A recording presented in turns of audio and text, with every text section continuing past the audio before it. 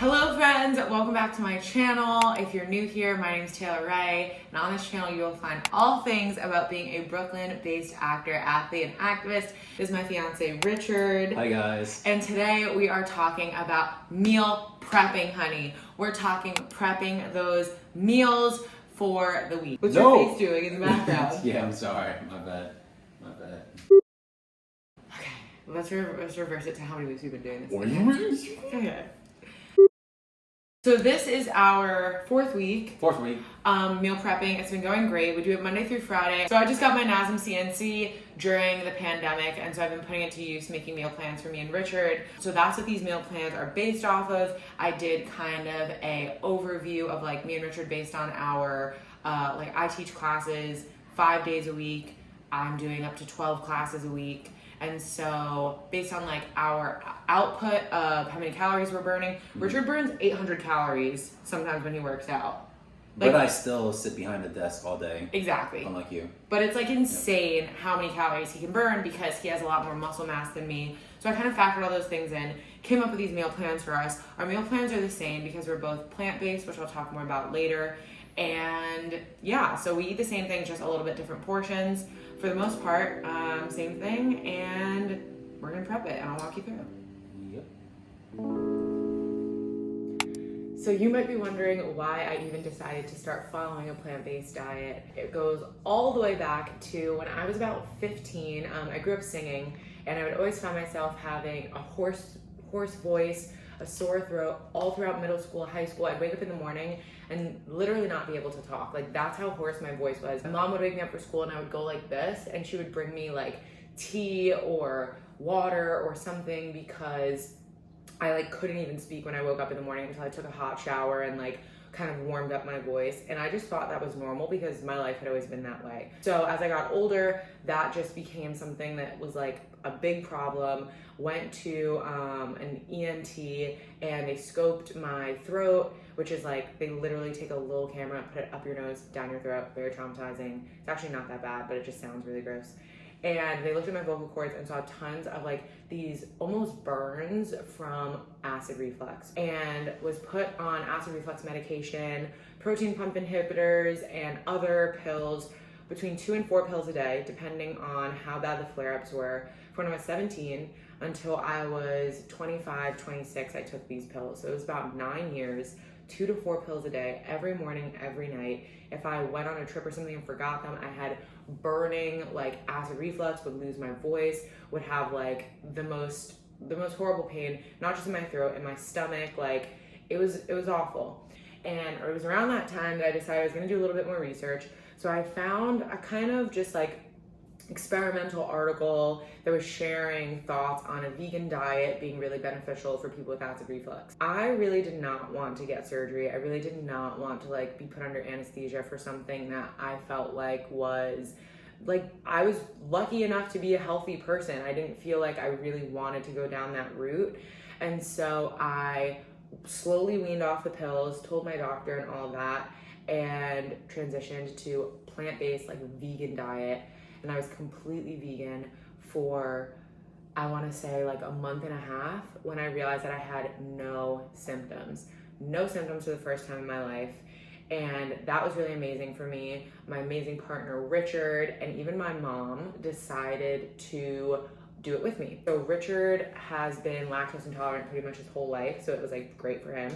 And my mom was like, yeah, why not? Like, she's in New Jersey, but we would like talk on the phone and FaceTime and share recipes and all that stuff. She also became vegan, and we were loving this. And honestly, I still love it. I love a vegan diet. For me, I started slowly incorporating a little bit of seafood into it. Sometimes I would have a bad reaction. I think it's like the fat content in the food. I genuinely don't know. Like, I couldn't tell you. There is more research now and like more information about like 2 years later. But I genuinely don't know why when I eat animal products, it gives me like horrendous acid reflux. Now, every once in a while, if I have something that has like dairy in it or butter or something, I actually don't get any acid reflux, but I think it's because I've gone so long without it that I have no idea. Like, I really don't know if I've like healed something in there. I know as you get older, like your allergies change. I don't know, but what I do know is a vegan diet saved me from taking pills, saved me from potential surgery, saved me from acid reflux, and I love that. So slowly I've incorporated a little bit of seafood in. Things like salmon, no, like gives me horrible acid reflux, does not make me feel good. But shrimp on occasion, like fish, usually only if I go out to eat. But now that I started meal prepping, I do usually have seafood in like one of the meals a week. One day for this week, I have shrimp in one of my salads, and that's it. But yeah, that's pretty much the short version of why I decided to focus on being plant-based. I try not to really focus on the labels that much because I found also like a lot of criticism if I'm not the perfect vegan, and I don't really like that. Like, it's my body, I'm trying to do what's best for me. I also know it's really great for the world, really great for the earth, really great for the environment, and that's just an amazing plus. So that is me, but I promise, even with just a completely vegan diet, you can get everything you need, and I'm doing it. So this is my week of eating. First things first, we gotta get out our 10 containers that we use to meal prep.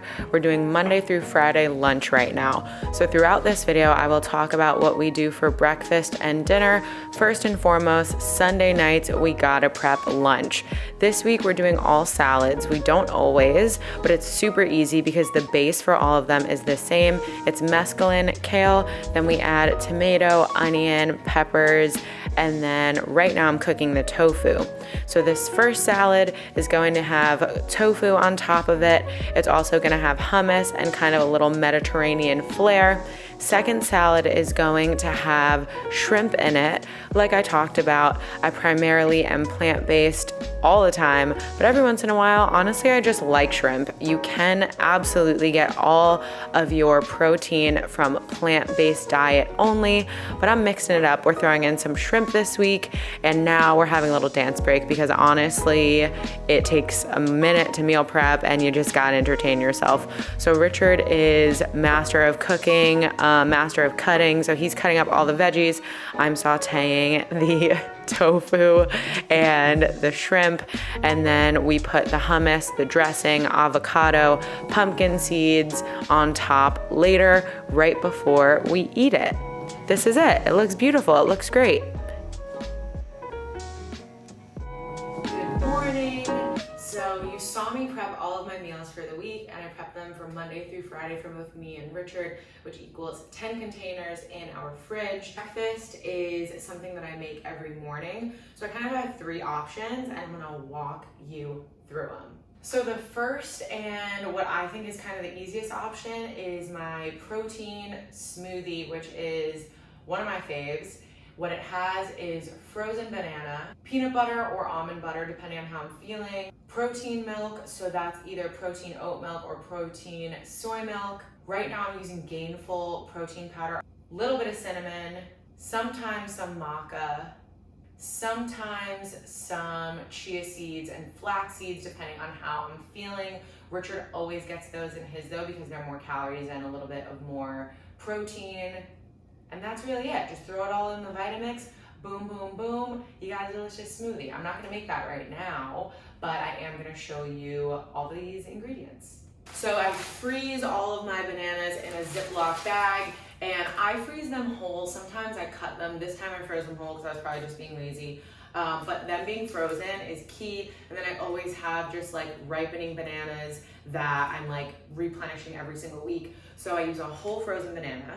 Right now I have both protein oat milk and protein soy milk.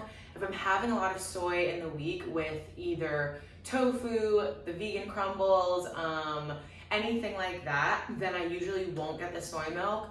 It will take so much soy to actually see any issues in my body, but it's something that I'm just a little bit conscious of. Some people take it way too far and they're like, oh my God, soy, like your body's gonna explode. There's a lot of other things that we eat all the time that are way worse. But I've had the protein soy. This is a little bit left over from last week because we had like basically nothing with soy that week. And then I got this protein oat, which I love. This one has 8 grams of protein, for 8 fluid ounces. This one has 20 grams of protein for 8 fluid ounces. So like by far, this one has significantly more protein, but like I said, it kind of just depends on what I need and what my soy intake is for the week that I kind of decide which one I'm going to use. This is my Gainful protein powder. They did send me this protein powder, but they're not sponsoring this video or anything. I really love this protein powder. 24 grams of protein for 1 scoop. Like, love that. All plant-based, amazing, super delicious, doesn't taste weird or gross or chalky, which is like a no for me. And then I just have this regular organic peanut butter from Whole Foods. The most important thing I check is the ingredients. Dry roasted peanuts, that's it. And that's important. Like, I don't want any weird oils or like extra things that I don't necessarily need. I'm not afraid of processed food because I understand that just because something's processed doesn't mean that it's necessarily bad for you. But if it doesn't need extra things, then like, why have them in there? So this is just peanuts. So that is my breakfast protein smoothie. That's option 1 for the week. Option 2 is just some nice little oatmeal, and I'm gonna show you my fave things to put in that. So the main things I have in my oatmeal is that protein milk, so either the soy or the oat. And then I just have this, these are gluten-free sprouted rolled oats. Got these at Whole Foods. The serving size is a 1/3 cup and it's 6 grams of protein. So super good, just basic oatmeal. Like, I'm not very specific with the kind of oats that I use, as long as they're rolled oats and perfectly quick oats. Like, some oats take so long. So these take, they only take a few minutes. I'm not sure, they say 5 to 8 minutes to cook. So I like something that's like not gonna take 1,000 years. I also top it with this granola, which some people think is funny because it's like oats on oats, but I think it tastes so good. As a child, I used to put truly like massive spoons of sugar on my oatmeal, and I thought that's how it was supposed to like taste and be good, and it was amazing. But putting this granola on top kind of makes me feel like, oh yeah, it's still like a little treat. Sometimes I'll put cranberries, raisins, other, like I have tons of nuts and pumpkin seeds and like other toppers, cinnamon, chia seeds, flax seeds. It kind of depends how I'm feeling. Sometimes I'll put bananas on it. But this granola for a 1/2 cup has 10 grams of protein. So super awesome. I try to aim for about 20 grams of protein for all of my meals when I'm really trying to build muscle, which is in the current state that I am in. So I'm getting 10 grams of protein here, 8 grams of protein with the oats, and then protein from that oat milk between 8 and 20 grams, and then additional protein from like flax seeds, chia seeds, any of that other stuff. So yum, yum, yum, love that for me. My last little breakfast option is kind of like an unofficial option. So really it's just between my smoothie and my oatmeal are the ones that I really like tracked and was like, okay, these are full of protein, these are full of macro and micronutrients, and this is really what I want to have, especially being a trainer. Like I truly work out every single day. Saturday is really my only day that I'm completely off, like do not have to work out. And often I work out on Saturdays because that's time where I get to do whatever I want for my workout. I'm not teaching a class or a client or anything. And so those were the 2 best options for me for breakfasts. But some days, like today's Wednesday, and Wednesdays I have the morning off, I like to have a little just relaxing moment, a little coffee, and I make these English muffins from Dave's Killer Bread, Rockin' Grains English muffins. I always thought English muffins were so gross. When my mom would have them as a kid, I was like, ew, like what is that? And the texture was just like weird to me. But now I'm a fan of these. Put some vegan butter on it, put a little bit of strawberry preserves. Come on, like, love it. 140 calories for one, 6 grams of protein, and they're awesome. Like 140 calories is nothing compared to the protein shake will range between 300 to 500 calories depending on what else you add to it. And the oatmeal will range kind of in that same, like 200 to 400 calories depending on what you're putting for like the toppers on it. And I will kind of customize it on what's like my actual physical demand for that day. This is definitely not like a super low calorie meal prep. It is lower calorie. I am creating a calorie deficit for myself and for Richard, but it's not like 1,200 calories a day kind of thing, 1,000 calories a day.